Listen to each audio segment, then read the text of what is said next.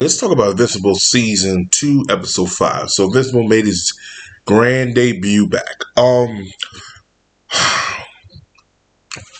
might have a special video for Invincible this weekend talking about the hype for it as it's not as big as it was before, because I'll be honest with you guys, the hype for it is not as good. I think they should have released Invincible from what I'm hearing, there's only 8 episodes. I hope there were 10, but it looked like it might be 8.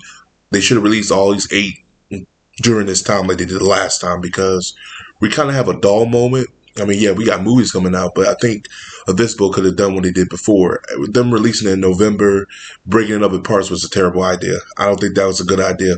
Hopefully they won't do it again, because I do know they were renewed for a couple more seasons. So hopefully they don't do it again. So let's talk about this for a second. And then, like I said, I have a video maybe planned for that later. So Mark returns. Mark Grayson returns. So we see the aftermath of episode 4 of the battle between Mark and Omni-Man and the Vildumites. And Mark wakes up. You know, at the end, he was given that warning about General. Like, hey, look, we would like your answer to join us and to prep the planet enough for invasion, pretty much. Taking his father's job. And yeah, so pretty much he decides to stay in the home world where Omni-Man created his new family. I forgot to, because again, I haven't read the comments in a minute, but the alien race that Omni-Man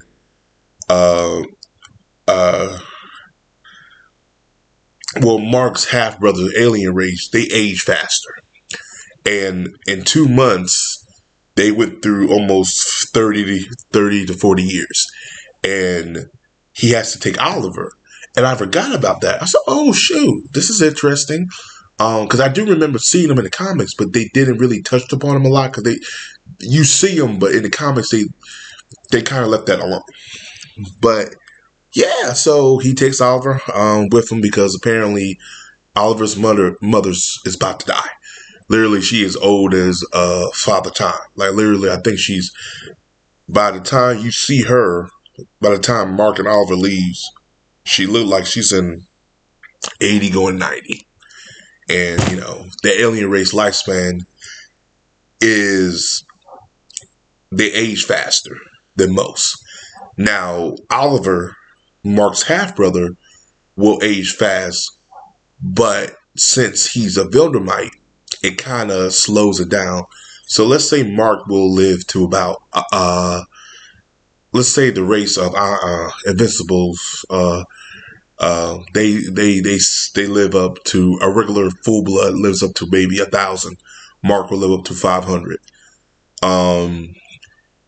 Oliver may live up to maybe 200. So it's kind of 200 to 300. It's half because of his race, but it's not that much. Still, that's a long ass time too.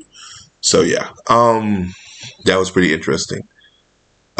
He went home with Oliver. His mom was surprised, kind of told him the whole ordeal. She was a little upset about it, because I would be too. You just left me and made a new family and everything. So it took a while for her to take it in, but eventually she accepted it. So while that's going on, Cecil looks for Mark, because apparently there's a thing that's about to pop off. So apparently the Guardians of the Globe, aka the Justice League, find out one of their team members is a Martian. They already knew, except Black Samson, which of course the brother doesn't know.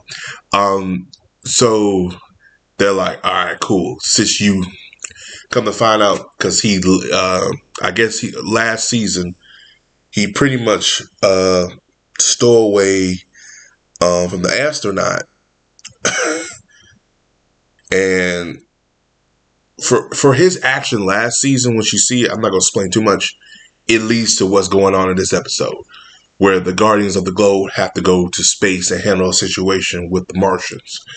With that, the Guardians of the Globe is also split up, because they have some going in space and also some dealing with the King Lizard.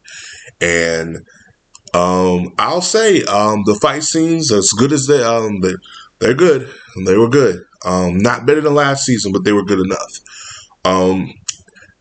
it was one of those episodes where I was intrigued and not intrigued. I was in it and I wasn't in it, if that makes any sense. Like I said, Invincibles, I think the biggest problem is they split it up. I'm losing interest. They didn't really do a good job to promote it either, because again, I saw a trailer for it 2 weeks ago. I didn't see nothing else for it. They really do a good job promoting it. So, like I said, I had to find this out through other means. No one tweeted about it. Didn't see nothing about it. So, like I said, Invincible season 2 has not lived up to the hype, and I think it's because they split it up, which was a terrible idea. They put it at the wrong time, around the holidays, and it didn't catch the same buzz. They're not. Here's my thing, and from what I'm gathering from watching this season, and I'll give you guys my ratings if you guys stay with me. They focus on other stuff too in the show, like the Mark and Amber relationship. That's going to last this season. This is going to end this season. Excuse me. Which, if you care about that stuff, anyway. Yes, Adam. Yes, Eve, not Adam, but Eve and Mark meet again. That's in game. So you read the comics, you know what I'm talking about. What I think is going to happen, they're going to wrap up the season with. So this storyline they got going on, they're going to wrap it up. Then they're going to wrap up the other one with the other character where, remember in the first episode, the dude with the brain, I forgot his name. That storyline's going to wrap up. The next season, we'll get more into the Villumites War, and that's when things pick up, which to me, I wouldn't have done it that way, but it is what it is. Like I said, I have a video talk about Invincible this weekend. More than likely, maybe Saturday or Sunday. It depends how I feel, but we got to talk about Invincible because, like I said, this season has been lukewarm at best, and it didn't have that same feeling first season. So, but my rating for it is, if I had to rate it 1 out of 5, 3 out of 5. Now, if I had to rate it from the scale of 1 to 10, I say maybe it's 6, maybe a 6 or 7. No, I'll give you a 7. It's watchable, not too rewatchable. It does progress the story a little bit, but it does drag. I think it drags for me once Mark gets back to Earth. And his storyline on Earth has been kind of mediocre. Last season was pretty good. They had a good balance. This season, not so much. I don't know if the writers who worked on season 1 are on here, and I can tell. I don't know. I have to really look through it and see, because I didn't really look through. I'm thinking the writers from season 1 are still on here, but I don't think so. I don't know. I'll have to do a video talking about that. But anywho, that's my review of Invincible. Hope you guys enjoy it. I will do next episode next week, and probably wrap up the season. If it's only 8, yeah. I mean, only 4 more left, and then I'll wrap it up. So, as always, like, subscribe, peace, have a Johnson day. I'll see you guys in the next video.